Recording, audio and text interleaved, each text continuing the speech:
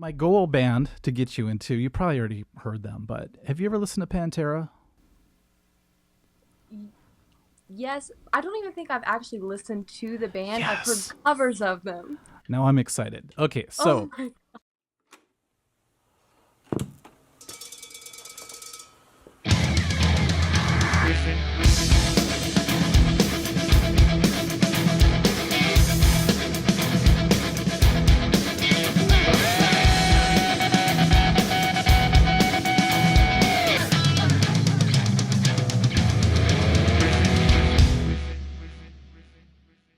I've only done a handful of these. One time I interviewed the guy from Kiss, and I was so nervous. I was just like, there's no Wow. way this is happening, you know?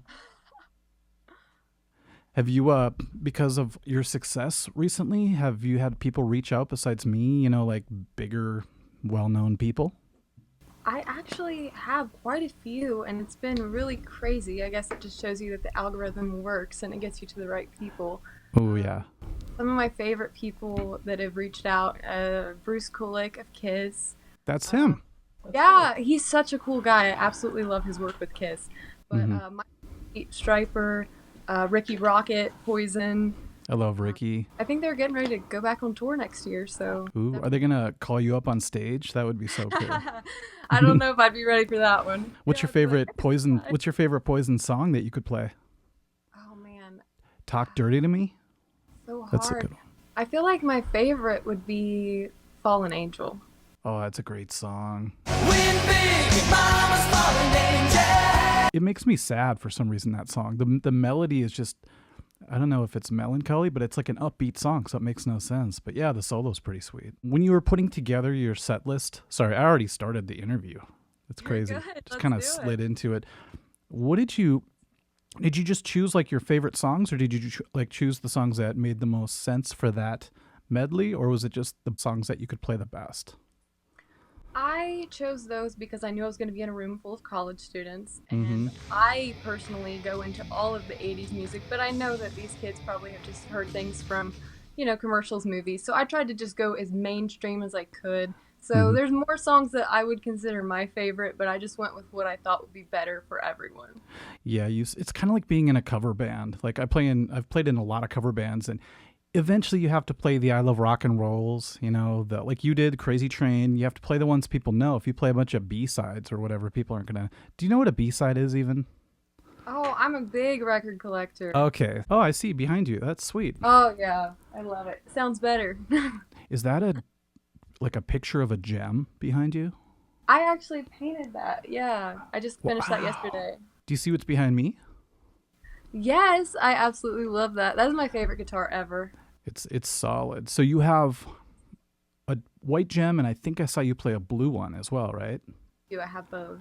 My white gem is my guitar though. Like I Yeah. play that more than anything. I can never part with it. It's mine. I love it. That guitar, I mean, is it a junior or is it regular gem? It's a gem premium. Nice. It never doesn't work for me. I use it for live streams and I just beat the hell out of it, like crazy whammy bar, I just go nuts. And it's always solid. It just goes back in tune and it never gives me trouble. Do you get the same result? Yes, I've never had a problem with it. Mm-hmm. I was a little hesitant to even buy it because it was like the first like big guitar that I bought that was expensive, and Yeah. it was actually one of the last ones like out there in Mm. guitar stores. I know Sam Ash only had like three more. Guitar Center was sold out, Oh, and I got. wow. So I was so glad I made the decision on that one though. It's Some it's solid, right? Sometimes guitars find you. Like I always wanted a gem, but I tried a gem junior and it just felt kind of cheap. So one day I just went to Guitar Center to buy some picks, and I look in the used section, and that guitar behind me was sitting up there like talking to me, like buy me. It was one of those things where I just knew I had to buy it no matter what. Even if I had to sell three guitars to get it, it was just speaking to me. Do you play a lot of like Steve Vai songs? Then I know you're like a Vai fan. Yes, Bai is my main inspiration. I mean, it's kind of hard for someone who's been playing for 3 years to play a lot of Bai songs, but Yeah, Vai's tough. I try to tackle as much as I can because I love his music. I'm gonna do a video soon about there was a time when instrumental guitar music was like on rock stations as like the top 10, if you can even believe that. And there was, you know, For the Love of God was actually on the top 10 list. I couldn't believe it. That's like one of those dream songs everyone loves to play. And that's a big reason I bought my first 7-string, is because in the video he's playing his big, you know, 7-string. I have one now, but I sold my last one to my student years ago. And then I found out later he sold it for drugs. I'm like, no, because I wanted to buy it back from him, you know. But have you ever played a 7-string before? I have one. You do? First, it's currently broken. There was an issue with it from the factory, and Oh, no. getting that fixed. But I did play it a little bit before it was broken. It's definitely different, Yeah. but it has a really cool sound that obviously you can't get with anything else. So It's super fat. It's weird. I tried to play it live one time, and every time I played the E string, I felt like I was on the A string, and it screwed up my whole performance. You know, I just kept looking down. It looked like a sea of strings. I'm like, oh, I can't do this. You know. different. Was it one thing I read somewhere, or I heard you? Maybe it was a comment you made where someone asked you if you were going to play like a Megadeth medley, and you said that you kind of stay away from the hard stuff. And I kind of made it my personal goal. You know, I've been teaching guitar for over 35 years now. This is crazy. And every time I get a student in and they have one style of music they love, I always seem to be able to find like one band that pushes them a little bit further over, because it kind of makes sense because it's sort of related to the music they like. But do you ever like dip your toe in the heavier side? I have learned some Metallica, which isn't that heavy. People like get on me and they're like, "That's not heavy." But to me, when I'm a glam rock lover, like it is. Yeah. It's different. But I realize that you can learn so much from different styles, and definitely the picking in Metallica songs. I want to get better at picking because I'm so used to legato. So I have been working on some songs from them with my guitar teacher. So I guess that's a little bit of something different that I work on, but I don't stray too much.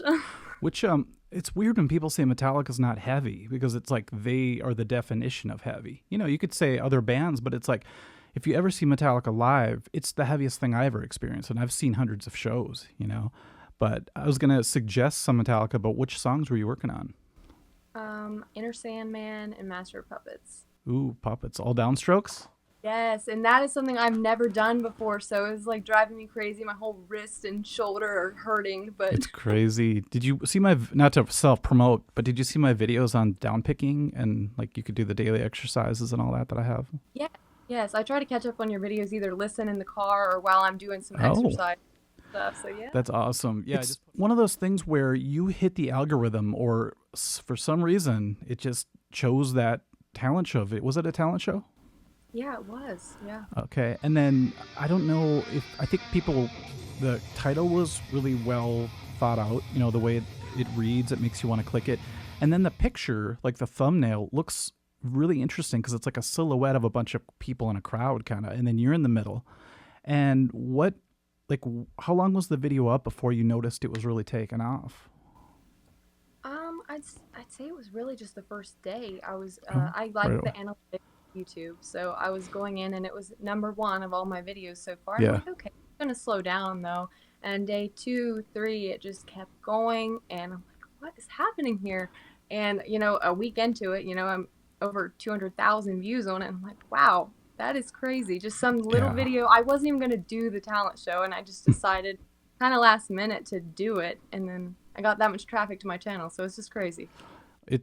I tell people, because a lot of people think you're going to do a channel for like 6 months and all of a sudden you're just going to be huge. And I tell people it took me like 8 years. If you look at my analytics, it's flatlined until like, 2016 or something. And all of a sudden one video did it for me. It's when I made a mistake teaching Enter Sandman, and I did like an apology video. Like, sorry everybody, I totally screwed up. And a lot of people love that video because they're like, man, I've never seen somebody like admit they were wrong in a video. I'm like, that okay. But what's crazy is that one video was like the tipping point, and it started to snowball, and people went back and watched all my old videos. Because I know you have a ton of other videos of you just playing songs and stuff, right? Yeah. I had a lot of people go back and they left comments on other videos saying, I just came from your talent show video, and I saw a lot of other stuff. So that was also really cool to see. Well, now it's at what, 400,000 plus? Yeah, about 410. Wow, it's not stopping either. I mean, to get your first million viewed video would be pretty incredible. Yes, I'm really hoping it's going to keep going. Here's the one side that I noticed when I first got my first viral video. is that I had a ton of comments all of a sudden, and a lot of them were really good, but there's a handful that are always super, super dark. Have you received those too? Yes. It's usually the same couple things that I keep getting, the claiming that I'm faking or that I'm a girl and I can't play guitar and I need to just stop. So that's kind of the two that I keep getting. I try to either just remove it or ignore it. I don't want that energy Yeah, and hate on my page. It's just a fun place and I don't like it. But yeah. I'd say 95% of the people are really kind, so it's able to be overlooked. I can't believe there's still the girls can't play guitar mentality I out there, know. but especially after one of my favorite guitar players is Nancy Wilson. I don't know if you watch my videos. I'm a little obsessed, but Yeah. she's talking about that too. She still has to prove herself. Do you ever have one that where people come at you through like direct messages, or is it always on your comment section of your video? Well, I decided early on to actually turn off my DMs. I just Good idea. like to keep everything a little bit private. I'm very careful about what I put online, and I really don't think that DMs help me at what I'm doing right now. I have businesses that I am in contact with still. I'm able to still keep in contact with people I need to, but that Mm-hmm. just kind of that extra layer of people being able to get a hold of me Oh because the yeah. Do you play in a band now or anything, or is it mostly solo? no, I've never played with anyone. I personally don't know anyone in a band. Oh, No one interesting. likes the music that I like, really. My only experience was I went to a concert of a cover band. They do 80s songs, and they let me play with them. Oh, So nice. that was really cool. I guess that was my only band experience I've ever had. That was just, one song, one concert. Wow. Which song was it? Rock and roll all night. Kiss. I'd never played before in my life. Learned it sitting at my seat Wow. while the concert was going on. Yeah. Wow. Were you looking up the tab on your phone? Like, I hope this isn't bad Exactly. tab. Yes, I was like, That's a yo. that's a weird song because there's that weird time skip. Down, down, down. One, two. What is it? 1, 2, 3, boom. Oh, 1, 2, 3, 4, 5, boom. It's like a 5/8 measure thrown in there. It's like I didn't know Kiss was prog, but one time I sat in a band and I played the drums for that song, and the band turned around and looked at me because I did it right because I've been a Kiss fan since I was 7. And they're like, our drummer usually messes that part up. He plays it straight through. I'm like, yeah, Kiss is actually harder than you might think in some spots. But how did it go? Did it turn out okay? It was great. I mean, they handed me a Les Paul, which is my, biggest enemy. I'm not a big fan of the Les Super Paul, but heavy. Was it way down low too, like Jimmy oh Page or yeah, it something? was. Yes, it was Man. sweat dripping off of it from them playing it the whole set. But I Oh, went with it, nasty. and I had so much fun up there. Seriously, it was great. Yeah, I just played last weekend, a couple days ago actually, and I forgot how that thrill that, you just suddenly feel this buzz. The best feeling is when you get done and the crowd cheers and you just feel like, you're like on drugs or something. It's just the craziest feeling. And I can see why a lot of musicians can't retire. Like I said, I was going to retire a few years ago and I'm like, I got to go back. So do you think you're ever going to put together a band? And if you do you think it's going to have to be with a bunch of old people that like your kind of music or what? Um, I would like to play with people, whether it would just be on some projects. I don't know if it would be in person in a band, but I definitely would keep my mind open to opportunities. I'm currently working on some solo projects though, so I guess I'm on my own right now, but if Mhm. something were to come up, I wouldn't be opposed to it. You're living in a good time for solo projects because now that your name is out there and you've got 10,000 subscribers, is it? Today. Today, congratulations. Thank you. That's a big milestone. It's one of those things where milestones on YouTube are strange because you start off, you just want maybe 100 people, right? That's a good feeling. 100 people, 3 digits. Whoa. Then 1,000. Then 5 is a big deal. But 10,000 is just like you're on the next level now. You've made it past a lot of hurdles that people don't get past. What's your next big milestone, you think? 50? Yeah, I think 50 would be really like I would feel like I'm really doing well at what I'm doing and I would feel very accomplished at 50, which I still feel proud of what I've done now, but Mm-hmm. that's like a really big goal. What I like about what you did is you didn't just put out one video and like boom. I looked at like all your old videos and you've been doing this and you keep at it. It's like you're not just a one-hit wonder. You put in the time and it's built up to this moment and now everything's paying off, which is really cool. Uh, I think once you get around 100,000, it's been changing over the years, but you can like make a living just doing YouTube if you want. Is that a goal of yours, or do you just want to do it as a side thing? Well, I'm actually a nursing student, Oh, so I'm wow. gonna probably go on to graduate school and end up being a nurse practitioner. Wow. But so like definitely a career, but I never want to stop music. It's something that is very important to me, and I suppose depending on how YouTube goes, we'll see how big of a part of my life it is. What if this leads you to want to play live, and then you realize that you could do that and make as much as maybe I don't. That's a stretch, but what if you could make a living doing music? Would you put the nursing aside, or is that your main thing, and you just want to put everything else besides that? Beside that, The nursing job is something that I know is stable. I know is always going to be there, and I've always known that I wanted to go to college and do something like that. So I definitely think that I will fulfill that in some capacity. I feel like I will be working as that. I don't see myself touring. I just don't know if that's for me, yeah. but I really wouldn't be opposed to being more involved in music to some degree, whether it just be like studio work or, doing some shows. Yeah. What if you were in like a cover band? I hate to like put a ceiling on you, but a cover band that basically plays all the songs you love to play, like you did at the talent show, but with a full band, and you actually got paid for it, and you could do it like twice a month. Would that be enough for you to fulfill that? That would be really fun. I would Okay. really. Yeah, I'm working on some instrumental stuff. I'm doing it all myself, and I got Logic about 3 months ago. So that is my only experience using recording stuff. Yeah. So Logic's I'm great. learning a lot, Hmm. but definitely got some cool ideas, and I'm trying to work through how you build an actual song and make it interesting and it not just sound like a backing track that you've put some guitar over. Right. Which is a lot of people these days are taking like the loops in Logic and just putting them behind their guitar playing. And it's Yeah. cool. It does the job, but I feel like you're missing that human creativity element, which is, I think, dying a sad death. And I hope it comes back through people like you. Yeah, it definitely changes the way you think about music, gets you out of, the boxes, the scales that you learn. Yeah. I'm told by Steve Vai's rhythm guitar player, Dante Frisiello, we are friends on social media. One of the best pieces of advice that I've been given is when you're writing music, don't think of it as a guitar part. Think Hmm. of it as a melody, sing Hmm. it, come up with it, and then find out how to play it on the guitar. And that's where you're really going to get outside of your comfort zone. Totally. I mean, if you just go with pentatonic shapes, you're going to sound like a lot of other things that you've already heard. And you're going to go into like the habitual patterns that you're used to. But one time I wrote a song just exactly the way you said it. I took a microphone and I literally like sang all the parts on different tracks. And then I went back and filled it in with actual instruments, and it was way more musical than if I just sat there and be like, this is a C scale or something. My goal band to get you into, you probably already heard them, but have you ever listened to Pantera? Yes, I don't even think I've actually listened to the band. I've heard Yes. covers of them. Now I'm excited. Okay, Oh so my. you like hair metal, glam rock? What do you find it a pejorative? Is it a bad thing if I call it hair metal? Oh no, that's good. All good.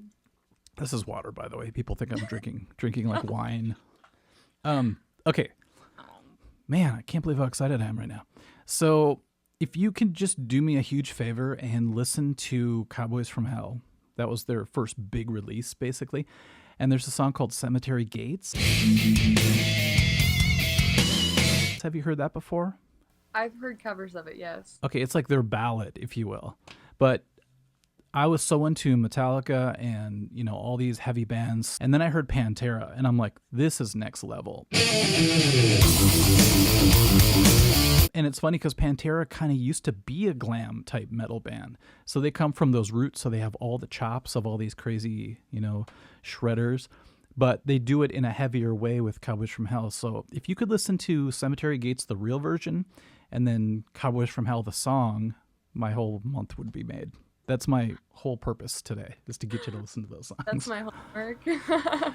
If you want, I don't want to push things on you, but I'm telling you that it could be one of those moments where you're like, oh my God. Because have you heard of Dimebag Darrell, the guitarist?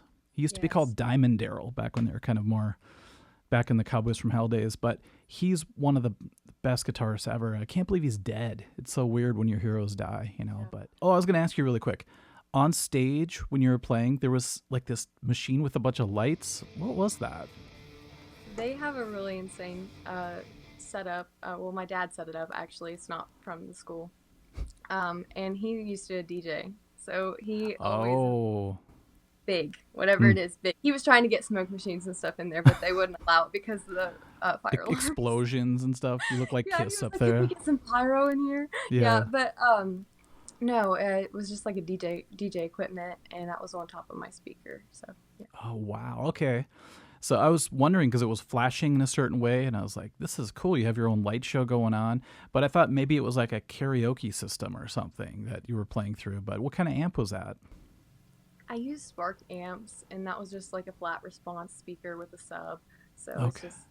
just, you plug the Spark right into it, and my backing track goes through the Spark as well. So it's kind of just all there, and then through the speaker you can add Oh. delay, reverb, adjust your EQ so it all sounds good for the room, but it's easy. And if you're playing in just a small space like that, it's good for me. I was wondering how you were playing along to something. I thought maybe you had the house person play it and then you just started playing along with it, but you had total control over it? Yes, that is one thing. I don't want to be involved in anything that I don't know what's going on. I like to know all my stuff. I like to be in control of it. You're So like I me, told them control freak a little bit, yeah. a little bit, yeah. Like I show up for the sound check, and they're like, "Okay, send me the backing track, and we'll get it." And I'm like, "Sorry, no." Nope, not gonna do it. It's funny, we're totally alike. I got way into stage lighting like 5 years ago or something, and I needed to control it myself. So I literally hooked up this huge pedal, and on stage I was playing guitar and running the lights with my feet. And my band's like, dude, just let someone else do it. I'm like, no, I need to make sure it's right. And they're just like, okay, you're just going to stress out. And they were right. After like 2 years of doing that, I was burnt out and I didn't want to do it anymore. But have you seen a lot of concerts? Have you gone to see like Steve Vai or anybody live? Okay, yeah. And it's all happened in like the last year, and I've got a lot planned for the rest of this year because I mean all these bands are kind of old and they're Yeah. finishing up tours, and I'm trying to catch all these guys right at the end. Before they all pass away, you know? I'm just kidding. But yeah, before they retire, I should say that. Yeah, it's honestly sad, but I've seen Steve Vai 3 times in Wow. like a year because I'm obsessed with him. Dang. I saw him once. I thought I was a huge fan, but I did the meet and greet and all that stuff. Did you do that? The EVO Yes, stuff? I've done it all 3 times. Nice. And incredible. I know people in his band and his tech fairly well, so it was the last time I went was extremely cool because we all hung out after. And Wow. it was crazy. Was he kind of not surprised, but is he like, wow, the next generation still likes my music? Or was it just like, because when you go to his concerts, you see it's like all old dudes, right? Yeah. I went with my dad, and most people assumed that I was just with my dad and I didn't know. But Yeah. it was that my dad was with me and I was the one wanting to go. The first time I met him, yes, he was a little bit intrigued. The last 2 times were more rushed. I didn't really get to talk to him. Yeah. The first we definitely got to talk, and he was very interested. It was really cool. Yeah, I brought Passion and Warfare, the tab book, because have you seen my bad tab videos where I point out like so many bad tabs when I grew up? I brought the book, and when I went to shake his hand, I was really nervous because he's been my hero, him and Satriani and, you know, those kind of guys. And I go, Steve, I just got to ask you, how good is this tab book? You know, if you were to rate it, he's like, it's pretty good. And then he just kind of laughed, like he winked at me a little bit. He's like, it's okay, you know. And I'm like, all right, well, I'll just take that as a hint that it sucks. No, just kidding. Yeah. But he seemed really cool. You know, he has all these obligations during those things, so he's really busy. He can't just sit and, you know, bullshit the whole time. But it was really cool to actually shake his hand and talk to him. He's very personable. I like that. I don't know. I'm just glad to catch you on your way up. I'm just wondering what you could see in the next year for yourself, besides seeing a bunch of concerts. Yeah, I just want to keep doing what I'm doing, and I don't want to lose sight of why I started YouTube, which is really just to document my progress, have fun, and show people my age or older people that rock is still here. We can still jam out to the 80s tunes, and girls can play guitar, and I don't ever want to lose the passion for doing it. I don't want it to be work. I always want to just love doing it. And so, yeah, moving forward, just creating content I love, playing songs I love. I really like interacting with people. So, yeah, just keep doing what I'm doing, not stress about it too much. Yeah, I think you're on the right path because you have the nursing thing too. So you won't have to do what a lot of YouTubers do, which is ads for people. You know, you start to agree to do ads on your videos, and suddenly you have a deadline to meet. You have to make sure you do everything the way they tell you. If you ever notice on my videos, I never do ads ever. Like all I ever do is just go to my website. If you can, take lessons with me, that's great. I never say, and now I'm going to do a sponsorship for this Burt's Beeswax. I never do that stuff. And the people that have to do that, they burn out really fast and they run out of ideas and they have to force videos because they have to do ads. And it's just like, if you can avoid that as long as possible, I think YouTube can actually be a nice like release for you to just get your ideas out, So that's cool. All right. Well, I predict next time I talk to you, maybe we'll do another one when you hit the next milestone. I don't know. Or maybe 100,000 when you get your little plaque. Oh, yeah, that'd be insane. That'd be so cool. I have the old-fashioned plaque. If I showed you, you'd laugh. It looks like it was made in like the 80s or something. But it goes from 100,000, and then guess what the next milestone you have to hit before the next plaque is? I don't know. 1 million. Really? You'd think there'd be one like every 100,000 or 500,000, but it's like 100,000 and then 1 million. I think 1 million you get a gold one or something like that. So.